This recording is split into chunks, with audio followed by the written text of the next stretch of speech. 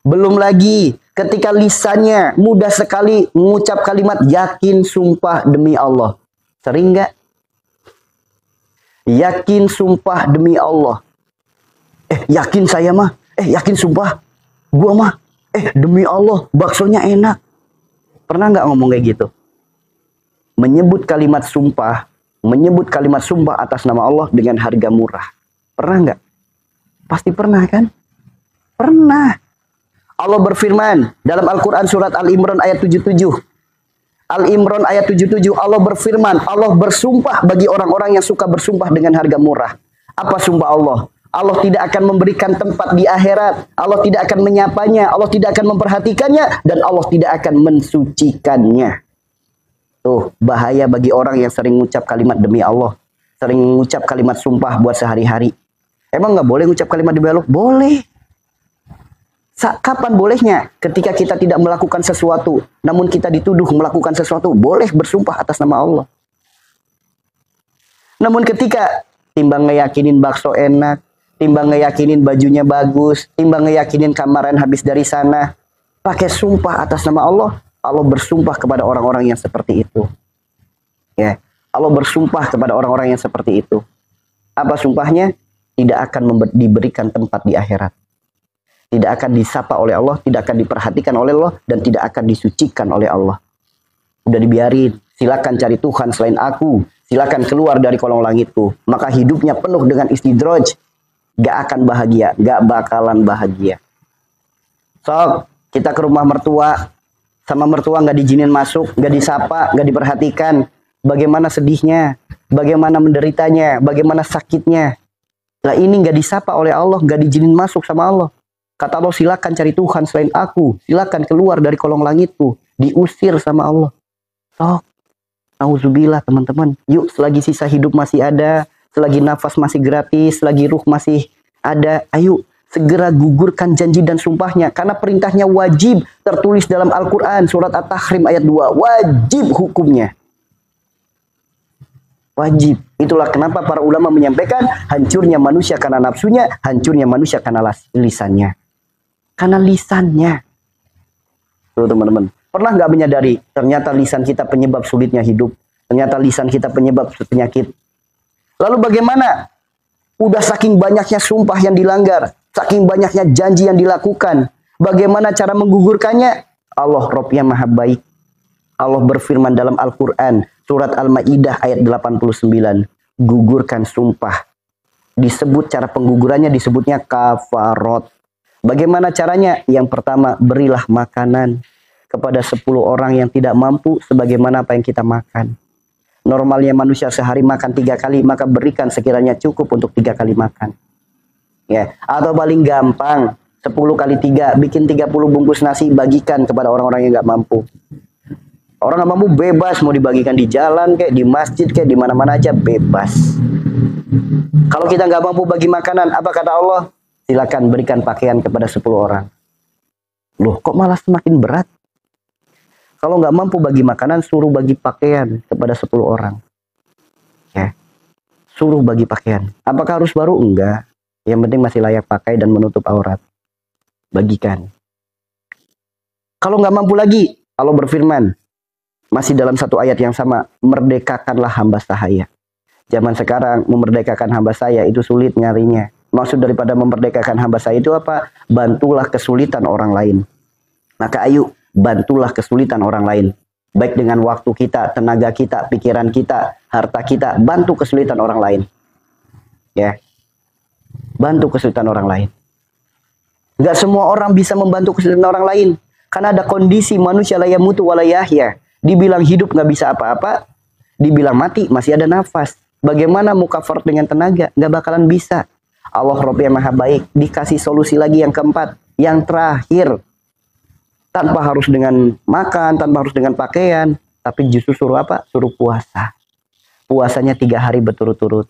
Silakan dibuka Al-Quran surat Al-Ma'idah ayat 89. Ya, puasa 3 hari berturut-turut. Puasa 3 hari itu nggak boleh batal. Di hari pertama batal, maka ngulangin lagi nanti dari hari pertama lagi. Di hari kedua batal, maka nanti ngulangin lagi harus dari hari pertama lagi. 3 hari berturut-turut nggak boleh batal. Ya, itu seperti itu puasanya. Tertulis dalam Al-Quran surat Al-Maidah ayat 89. Silakan kerjakan mana yang Anda mampu. Kalau mampu bagi makanan, silakan bagi makanan. Kalau mampu bagi pakaian, silakan bagi pakaian. Kalau dengan tenaga, silakan dengan tenaga. Dengan tenaga itu, dengan tenaga itu seperti, atau ada orang butuh pertolongan, kita bantu sepenuh hati. Atau mungkin kita lagi jalan, ada batu, ada benda di jalan, khawatir bisa jadi celaka bagi orang lain, singkirkan, niatin kafarot. Atau mungkin kita lagi jalan, kemudian ada pedagang sepi, kehujanan, gak ada yang beli, niatin kafarot. Bantu kesulitan orang lain. Atau mungkin ada yang terkena musibah, kita donasi, kita beri makanan, kita beri pakaian, niatin kafarot, silakan. Itulah cara dengan tenaga. Puasanya 3 hari berturut-turut, bebas, di hari apa aja bebas. Mau memulainya di hari apa aja bebas. Jadi mau memulainya di hari apa aja bebas, silakan. Itu puasa kafarot. Ya, maka siapapun yang pengen sembuh segera berkafarot. Lihat Nabi Ayub, diawali dari tobat, kemudian doanya diabadikan dalam Al-Quran, kemudian Allah perintahkan gugurin dulu sumpahnya.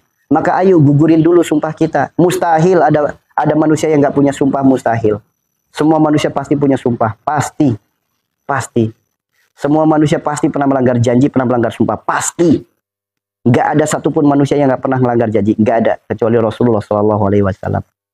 Semua manusia pasti pernah, mustahil kalau nggak pernah. Bahkan dalam kitab disampaikan, jika engkau mendapatkan perintah dari Allah untuk gugurin janji dan sumpah, engkau merasa dirimu tidak merasa janji, merasa dirinya nggak punya sumpah, itulah orang munafik yang nyata. Nah, itulah kenapa Allah terus mengingatkan kita dalam Al-Quran surat Al-A'raf ayat 172, janji dan sumpah kita pertama yang kita ucapkan, dan itu diabadikan supaya kita ingat. Itu seperti itu ya. Nah, karena gini, orang itu banyak yang nggak sadar. Adanya sakit, sulit, sempit, sedih, itu karena dosa. Gerbangnya dosa itu banyak. Baik dengan maksiat, kemusyrikan, kezoliman, kesombongan. Pasti rata-rata orang pada ingat. Namun ketika gerbangnya dosa itu lewat perkara lisan, perkara sumpah, banyak orang yang nggak sadar. Ya, silakan. Banyak orang yang nggak sadar. Banyak orang yang nggak sadar. Makanya hidupnya sakitnya nggak sembuh-sembuh, sulitnya nggak berakhir-akhir, musibah terus datang silih berganti. Karena ketika kita melanggar satu janji, melanggar satu sumpah, sama saja janji dan sumpah itu ikatan. Ya, semakin banyak janji yang dilanggar, semakin banyak sumpah yang dilanggar, semakin sering berjanji bersumpah, maka akan semakin banyak ikatan. Sok, bayangkan, andaikan tubuh kita, jiwa, akal, hati, ruh kita dipenuhi dengan ikatan-ikatan. Sakit nggak kira-kira? Dari ujung kaki diikat semuanya, seperti mumi.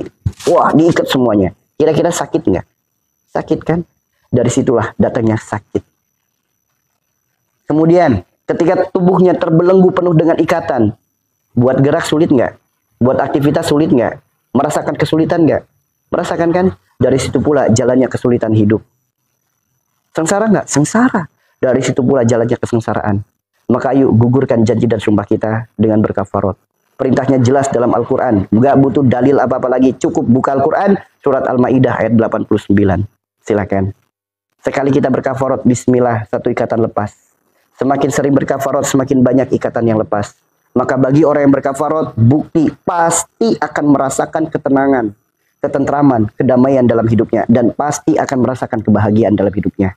So, jika tidak percaya teman-teman, yang sudah berkafarot, saya tanya, setelah istiqomah berkafarot, tenang nggak hidupnya? Berangsur tenang nggak hidupnya? Tentram nggak jiwanya? Tambah nggak kesabarannya? Lahir kebahagiaan nggak dalam hidup? Meskipun penyakitnya belum sembuh sepenuhnya, utangnya masih ada, masalahnya masih ada, namun merasakan ketenangan, ketentraman, kedamaian dalam hidup, bahkan merasakan bahagia yang sulit diungkapkan dengan kata-kata. Dan yang bikin dahsyat lagi, bertambah kuat niat hasratnya untuk lebih taat kepada Allah. Ibadahnya jadi semakin semangat, sholatnya jadi semakin semangat, sholat malamnya jadi ada semangat baru. Sok, teman-teman yang sudah istiqomah, teman-teman yang sudah jalanin kafarot, saya tanya, merasakan ketenangan, ketentraman, kedamaian, merasakan kebahagiaan gak dalam hidup? Nikmat hidupnya, nikmat hidupnya. Ini bukti teman-teman, bukti ketika taat pasti akan melahirkan kebahagiaan. Pasti. Ya. Dan dahsyatnya lagi apa? Bikin candu. Candu itu apa? Bikin pengen lagi, pengen lagi, pengen lagi. Bikin ngulang terus. Udah kafarot sekali, pengen kafarot lagi, pengen kafarot lagi, pengen kafarot lagi, pengen kafarot lagi. Sehingga bikin kecanduan. Kafarot terus. Makanya makin tenang, makin tentram. Yang dulunya kalau ngomong ke anak, dasar anak nakal. Yuk, anaknya nakal beneran. Gimana caranya narik ucapan itu? Dasar anak kurang ajar. Yuk, kurang ajar beneran. Bagaimana caranya narik ucapan itu? Belum lagi dengan ucapan, nah jangan dulu punya anak. Nabung dulu. Akhirnya apa? Gak punya anak-anak. Nah jangan dulu nikah. Fokus karir dulu. Akhirnya apa? Gak nikah-nikah. Bagaimana cara menarik ucapan itu?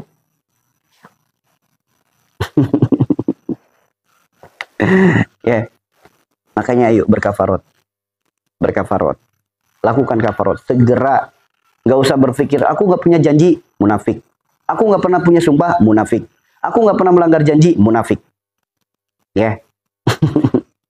Tadi kan udah disebutkan ya, dari alam ruh sampai saat ini banyak sekali janji dan sumpah yang kita langgar. Banyak sekali janji dan sumpah yang kita lakukan. Kalau masih ada orang yang berpikir, merasa dirinya gak punya janji, gak punya sumpah, itu adalah orang yang munafik. Makanya kerjakanlah kafarot. Karena Allah berfirman dalam At-Tahrim ayat 2, wajib hukumnya untuk digugurkan. Cara menggugurkannya ada di Al-Maidah ayat 89. Itulah pentingnya membaca Al-Quran. Supaya kita tahu petunjuk. Supaya kita tahu pedoman. Nah, sok dampak penyakit itu bisa berdampak pula pada anak keturunan kita. Yang jadi pertanyaan, kenapa penyakit diturunkan? Ya, kenapa penyakit diturunkan? Secara medis ada namanya penyakit genetik, penyakit yang turun-temurun. Secara agama, yuk bagi teman-teman yang meyakini agama kita adalah agama yang paling sempurna. Segala masalah ada solusinya dalam agama. Saya tanya, penyakit keturunan solusinya dalam agama kita apa? Apalagi kalau bukan kafarot. Hanya kafarot solusi satu-satunya. Hanya kafarot solusi satu-satunya. Selama ini bingung kan? Cara memutus penyakit keturunan gimana? Karena Al-Qur'annya jarang dibaca, jarang dipelajari. Padahal di Al-Qur'an disebutkan, putuskan itu semua, gugurkan itu semua. Kafarot. Kafarot aja baru dengar. Dari dulu nggak pernah dengar kafarot, pernah dengar kafarot, namun nggak pernah dijelaskan kafarot itu apa. Ya, seperti itu kan? Terkait perkara niat, niat itu kita gini teman-teman. Karena di negara kita, niat itu selalu diidentikan dengan bahasa Arab, dengan lain sebagainya. Enggak. Niat itu bukan bahasa Arab. Niat itu adalah bahasa hati. Niat itu terbesit dari dalam hati. Contoh. Bu, saya niat sedekah ini buat ibu. Namun dalam hatinya niat pamer. Mana yang dicatat? Bu, saya niat sedekah ini buat ibu. Namun dalam hatinya niat pamer. Mana yang dicatat? Pamernya kan? Berarti apa? Niat itu sesuatu yang paling penting adalah hasratnya dalam hati. Keinginannya dalam hati. Niatnya dalam hati. Itu yang paling penting. Dibantu dengan lisan. Ya Allah hamba niatkan ini kafarot. Maka itu kafarot. Ya Allah hamba niat besok puasa kafarot. Maka disebutnya puasa kafarot. Ya. Keinginan hati. Ya. Itulah niat. Jadi niat itu nggak mesti harus bahasa Arab. Nggak mesti. Sekarang saya tanya. Contoh. Yang biasanya niat nawaitu somahoni dan lain sebagainya. Saya tanya, Anda tahu nggak itu maknanya apa? Kan kita hanya ikut-ikutan lisannya saja, namun hatinya hambar.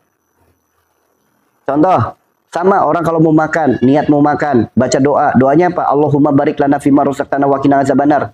Kita melakukan doa itu karena hafal doanya atau karena paham doanya sehingga kita mohonkan dari hati. Kebanyakan kan hanya paham hanya hafal doanya saja.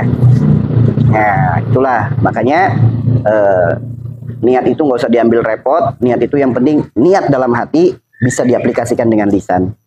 Ya Allah, hamba niatkan ini kafarot. Ya Allah, hamba niatkan ini kafarot. Namun hatinya niat kafarot. Itu ya teman-teman ya. Itulah kafarot. Ya, jadi perkara niat mau bagi makanan, pakaian, tenaga, dah niat kafarot. Niatnya gimana? Ya Allah hamba niatkan ini kafarot. Itu udah sah niatnya. Kalau mau puasa, ya Allah hamba niat puasa kafarat, udah sah. Ya Allah besok hamba niat puasa kafarat, udah sah. Jadi nggak mesti harus bahasa Arab. Ingat, niat itu bukan bahasa Arab. Niat itu adalah bahasa hati. Itu ya teman-teman ya. Dah. Nah, nanti setelah jalanin kafarat, lihat waktunya kapan, berapa lama. Kapan apanya maksudnya? Pada kafarat bebas. Bebas. Bagi makanan, pakaian, tenaga, mau pagi, siang, sore, malam, bebas. Kapanpun harinya, bebas. Untuk berpuasa, kapan harinya, bebas. Yang penting puasanya dari subuh sampai maghrib. Ya, bebas. Mau hari apa aja bebas. Tuh ya. Nah, itu tertulis dalam Al-Quran. Makanya saran saya, bagi teman-teman yang baru bergabung, silakan buka Al-Quran surat Al-Maidah ayat 89. Ya, itu jelas. Di situ jelas kok. Ayatnya jelas sekali. Mudah sekali dipahami. Mudah. Nah, lihat setelah Nabi Ayub diperintahkan oleh Allah untuk menggugurkan janji dan sumpahnya. Kemudian Nabi Ayub penuhi janji dan sumpahnya. Lalu apa yang diperintahkan oleh Allah selanjutnya? Allah berfirman dalam Al-Quran surat Shad ayat 42. Allah memerintahkan Nabi Ayub untuk menghentakkan kaki ke bumi. Setelah Nabi Ayub menghentakkan kaki ke bumi, muncul air keberkahan. Disebutkan dalam Al-Quran, dari air keberkahan itu sembuh segala penyakitnya. Yuk. Inilah Al-Quran. Inilah firman Allah. Mukjizat yang nyata. Ketika kita mengikuti apa yang dicontohkan oleh Nabi Ayub, pasti kita pun akan menjumpai munculnya air keberkahan. Dari air keberkahan itu sembuh segala penyakit-penyakit kita. Ya. Nggak bisa puasa tiap hari, nggak boleh, nggak boleh, nggak boleh, nggak boleh. Haram hukumnya puasa setiap hari. Nggak boleh, kecuali puasa Ramadan. Itu aja ada batasnya, 30 hari. Ya. Kafarah itu menggugurkan janji dan sumpah. Ada perintahnya di Al-Quran surat Al-Maidah ayat 89. Al-Quran itu bukan hanya untuk Nabi. Al-Quran untuk kita. Kalau kita hidup ngikutin Al-Quran, kita menghentakkan kaki ke bumi pun pasti akan muncul air keberkahan. Maka ayo buktikan mukjizat Al-Quran itu nyata. Ketika kita taat dan patuh kepada Allah sesuai yang ada dalam Al-Quran, pasti akan sembuh. Pasti. Yuk, sekarang praktekin terapi Nabi Ayub. Nanti nggak usah ditanya. Ya, bukan saya nggak mau jawab. Kenapa? Menjawab orang-orang yang nggak mau belajar, itu nggak akan ada habisnya. Ya. Udah dapat jaminan untuk semua penyakit. Jadi nggak usah ditanya, penyakit asam lambung bisa nggak, penyakit diabetes bisa nggak, penyakit jantung bisa nggak. Udah dapat jaminan dari Allah semua penyakit. Masih bertanya, lalat namanya. Oke? Jadi nggak usah ditanya ya, penyakit ini bisa nggak, penyakit ini bisa nggak. Yang jadi pertanyaan, Anda yakin nggak dengan perintah Allah? Kalau Anda yakin, nggak bakalan banyak pertanyaan. Oke? Paham di sini teman-teman? Ketika Anda yakin, gak bakalan banyak pertanyaan.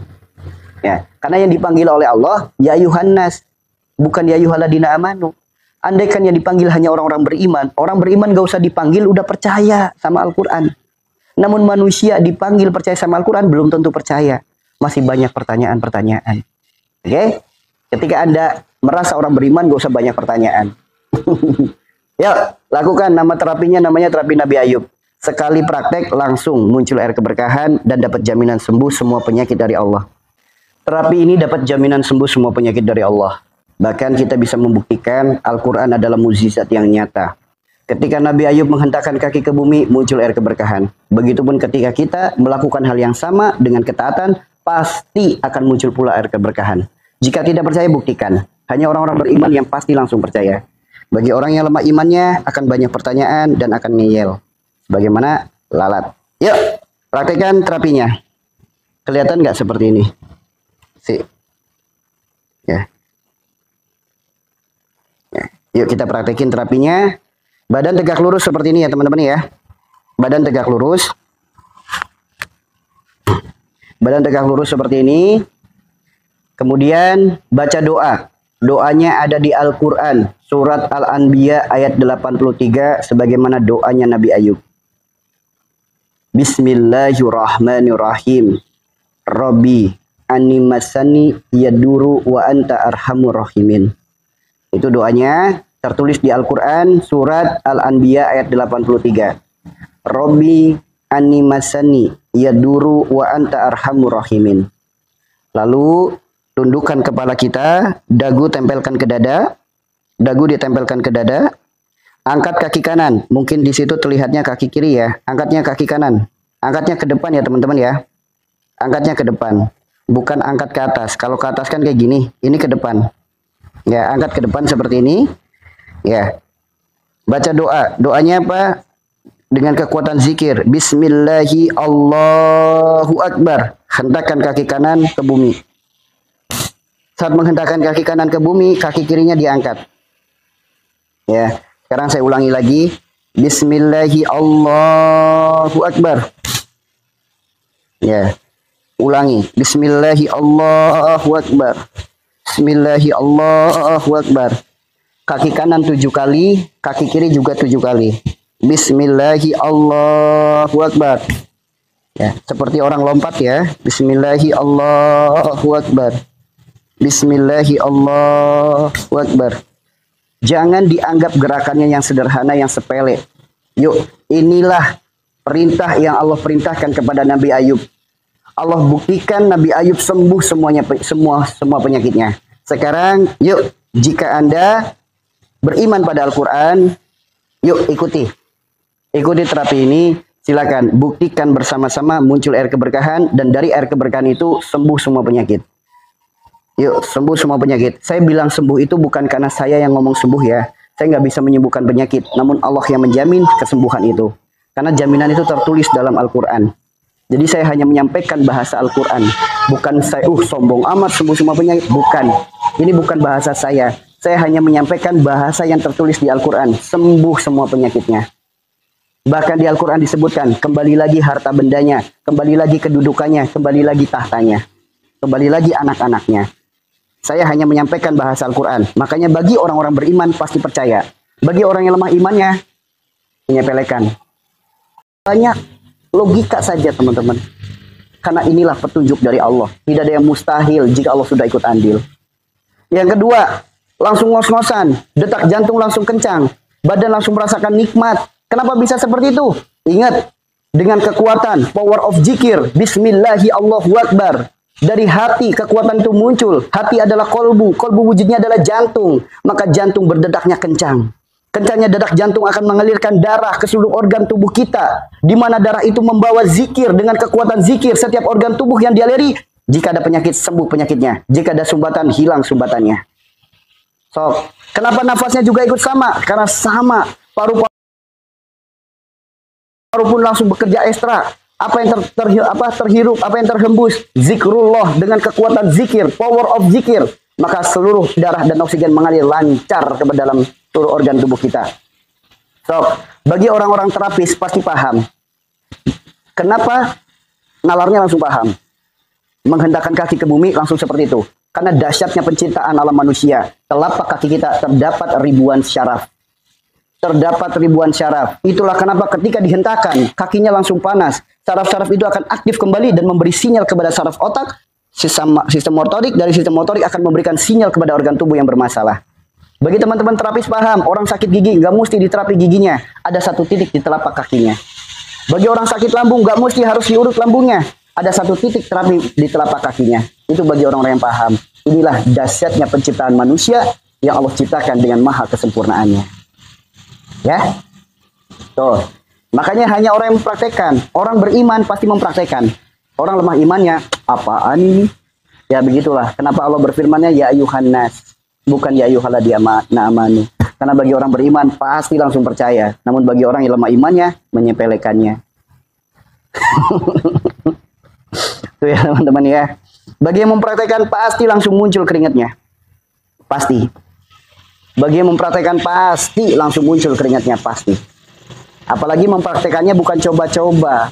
Mempraktekannya atas dasar ketaatannya kepada Allah, atas dasar ketaatannya dengan Al-Quran. Pasti akan muncul keringat. Pasti. Ya.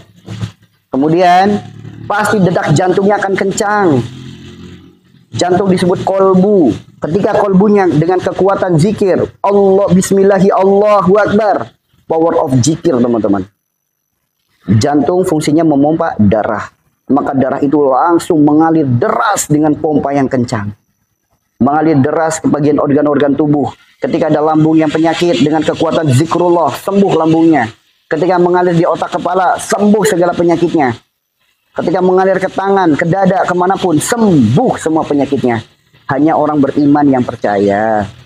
Ya, kalau orang lemah imannya mah nggak percaya, enggak. Karena dikasih bukti, Rasulullah belah bulan aja nggak percaya. Bagi orang yang beriman, nggak usah pembuktian yang macam-macam, juga sekalinya apa yang disebutkan Al-Quran pasti percaya.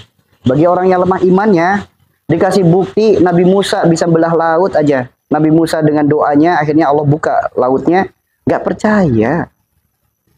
Makanya yang disebutkan ya Yohanes, manusia. Karena bagi orang beriman pasti percaya. Pasti percaya. Ya, inilah jalan sembuh.